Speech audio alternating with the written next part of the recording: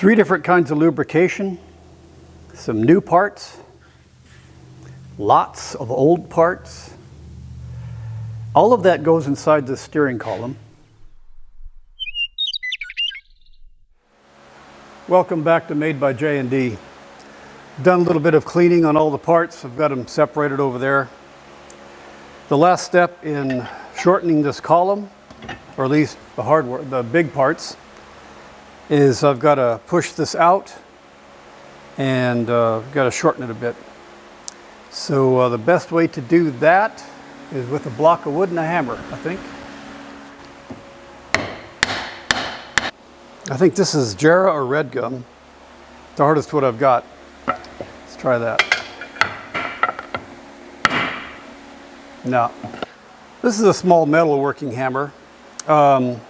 Not the best idea to hit a hammer with a hammer, but I think it's better than a punch because it has a flat there.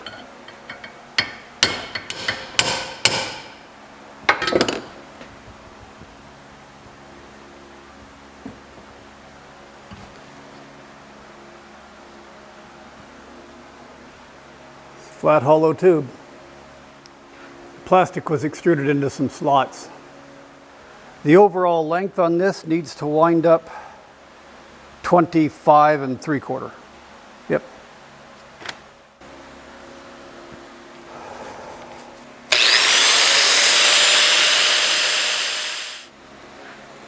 I had to put this end together to measure it because I hadn't actually measured this piece on its own. I measured it from here to here.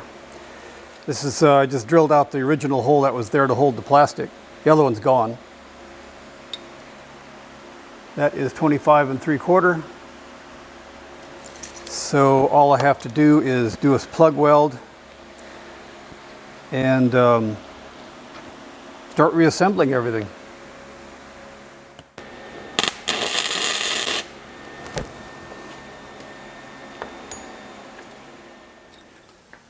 I have to admit that I have been really putting this off for about a week. Yeah, there were some pieces that I wanted to paint. The paint was all scratched up on them. Pieces that were dirty, I wanted to wash them up. I needed to get some lubricants because there's 3 different kinds in here.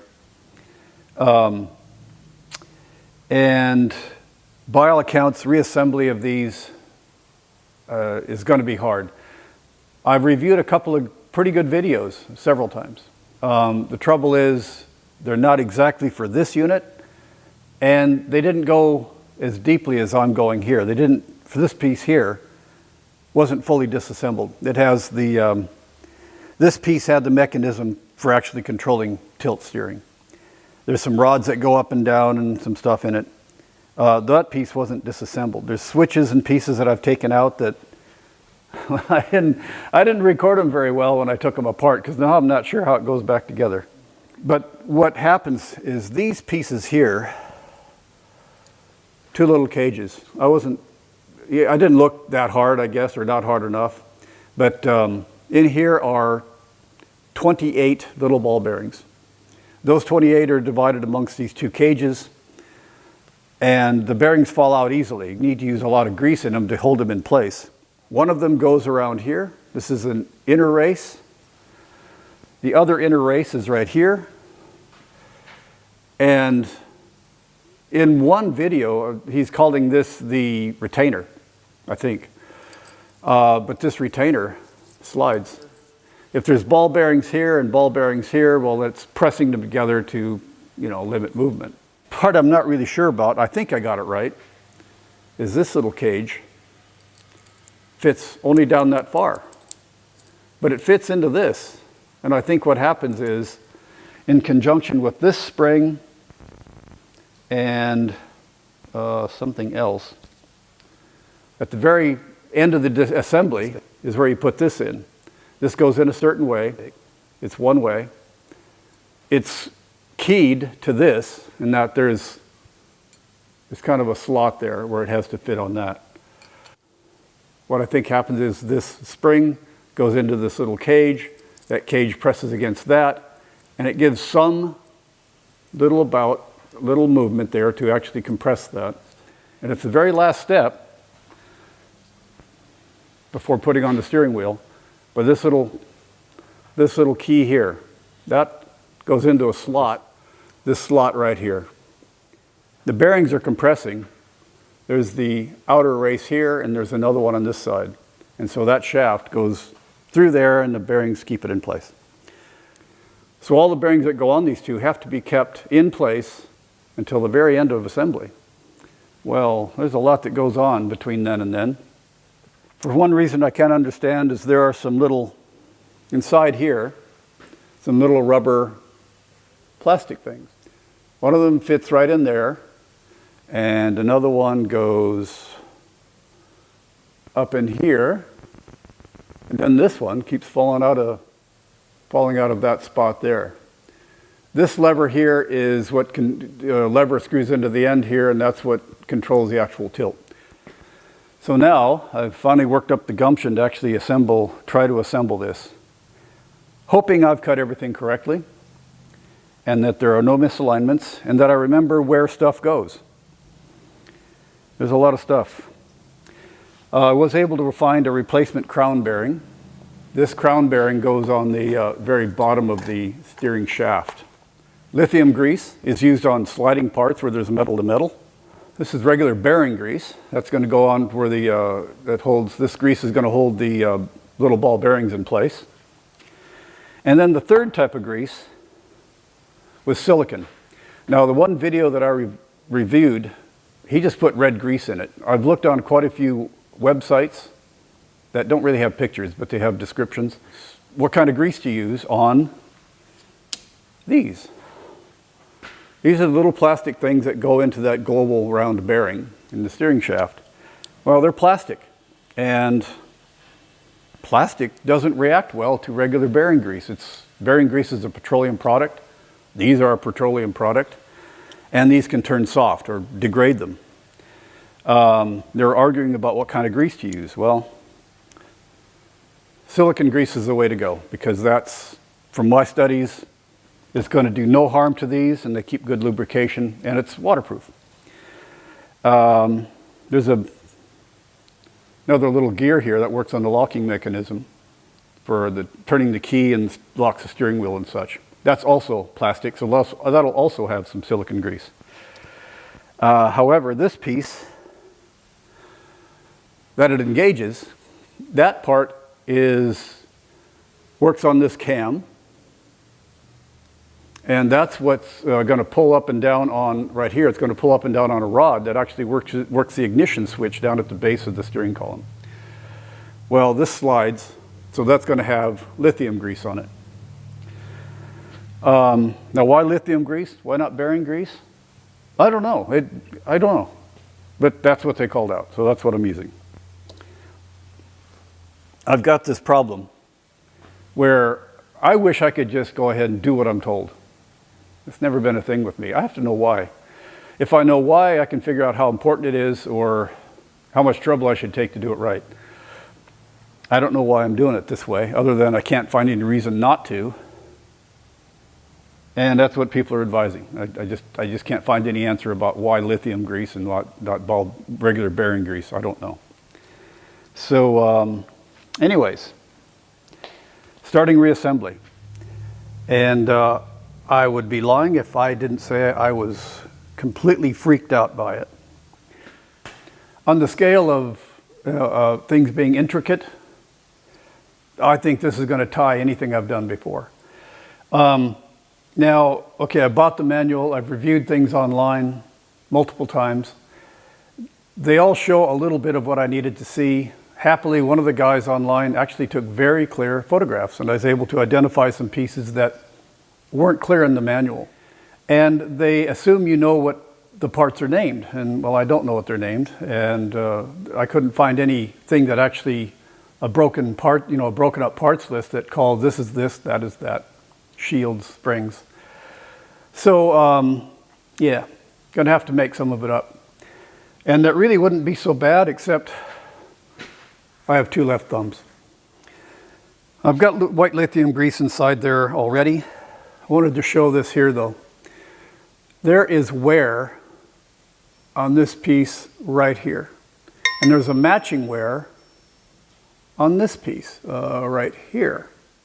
That came from a little snap ring that you might be able to see right there. It's just a metal ring.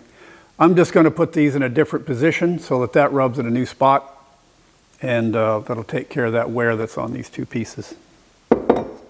So the jacket, bowl, support, shift tube. Now, yeah, so I'd made the column 10.5 inches shorter.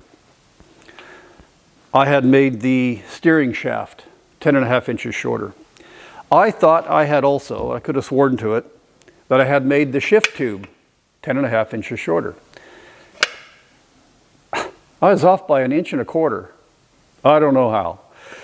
Happily, I was able to, without too much trouble, because this tube was, you know, it was made to telescope. When I put it back together, I'd made it able to, you know, if I screwed up, and I'm glad I thought ahead, I was able to grind out the little plug welds that I had and make this 1.25 inches longer. These little holes here are what the housing pivots in when you're doing your tilt wheel, and that approximately lines up. The shaft goes into a bearing down here at the bottom. Now a lot's going on there. There is this plastic nylon thing that fits, it keys in to a slot here. So that's got to be about the right length so that this goes in and it supports that bottom. At the same time, in here,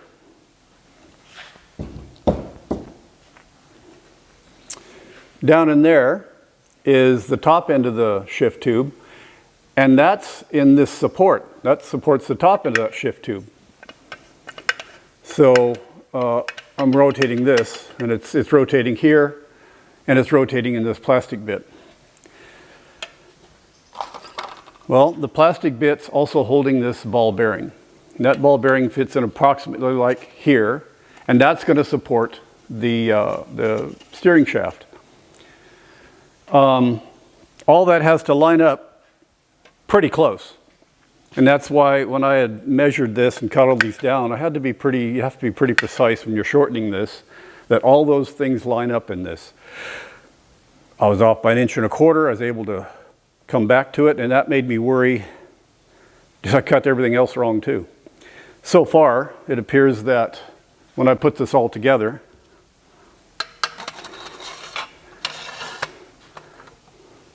that lines up in about the right spot so far. A little bit of movement there. And this piece, I'm going to use the old one because it slides in easier. This big hole here is what your shift tube slides into. Keys in about there. And that is all, that all lines up about right. Now I think that's still got enough room there.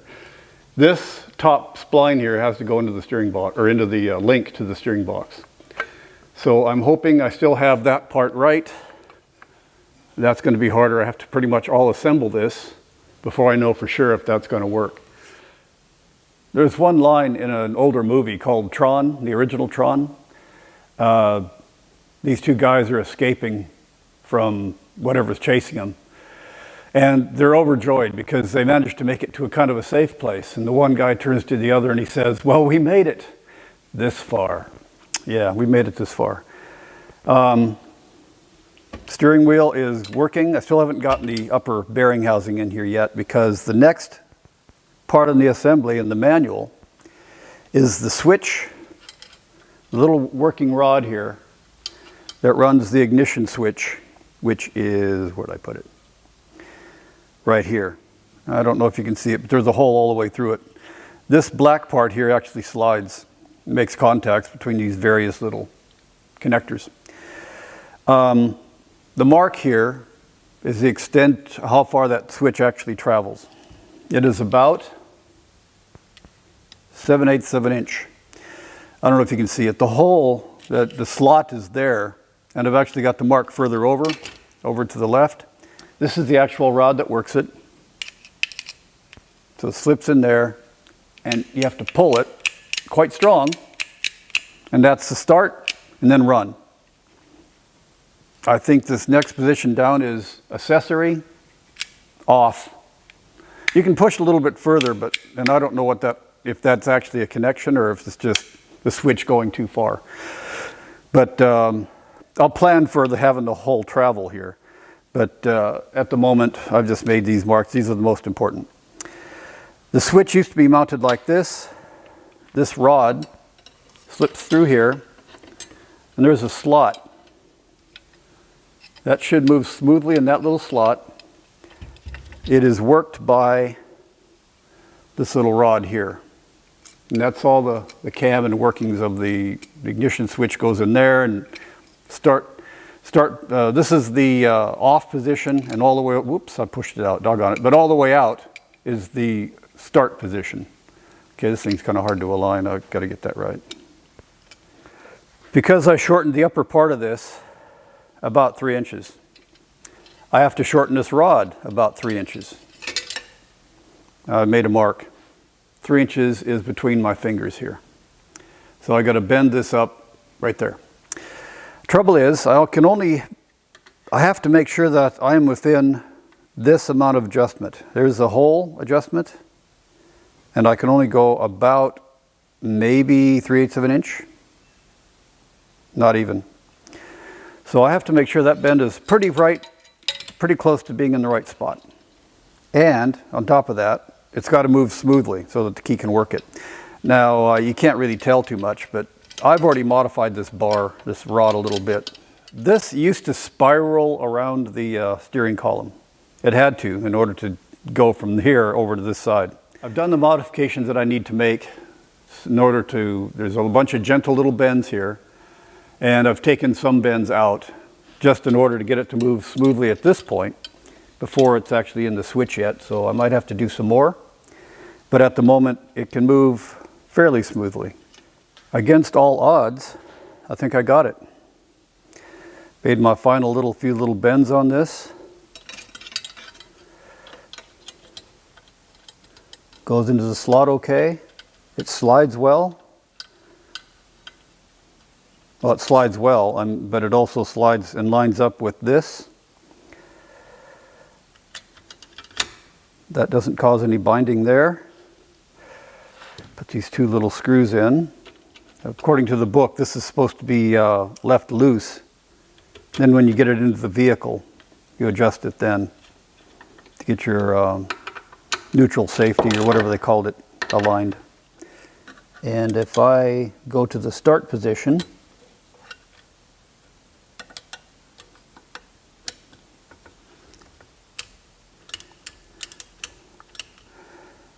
that is within adjustment range.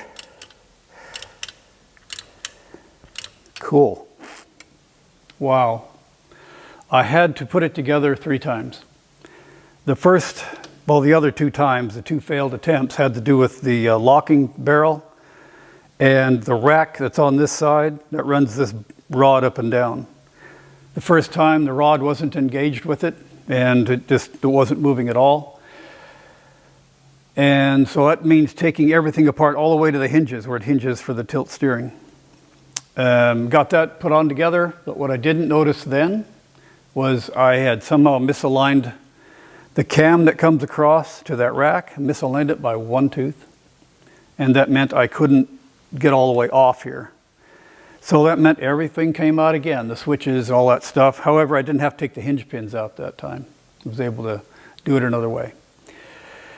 Still, at the end of the day, I think this was a success. There's the key. Key goes in. Everything's locked. 1 position. The rod's moving. Start position works.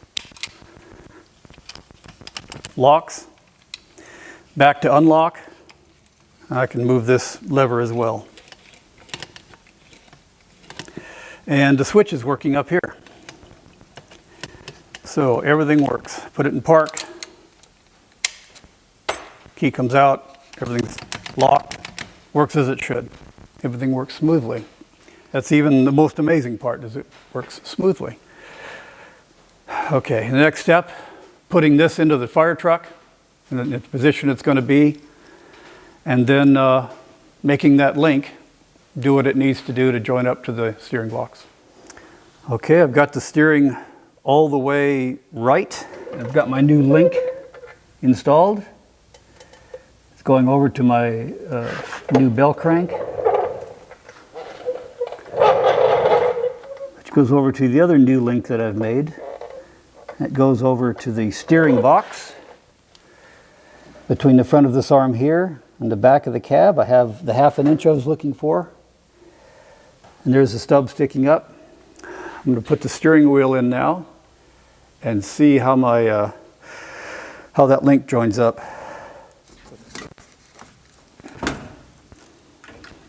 Okay, that's about where the steering wheel is going to hang, maybe a bit too far forward. The link, this bearing here and this bearing here are bent about the same. I can maybe move it a little bit forward. That's going to work. I have to come up with some kind of little mount here and also back here. That looks to be okay.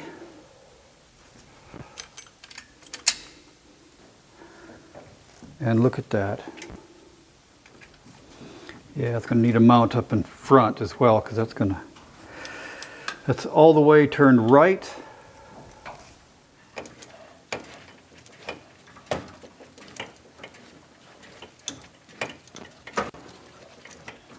It's all the way turned left. Against all odds, I think I made this thing work. I am so pleased. I am applauding myself. This, I've been losing sleep. And wow. Wow. That's amazing. All right, I'm going to end the video here. Thanks for watching. Give me a thumbs up if you've enjoyed this. If you haven't subscribed, please subscribe. And I'll see you next time.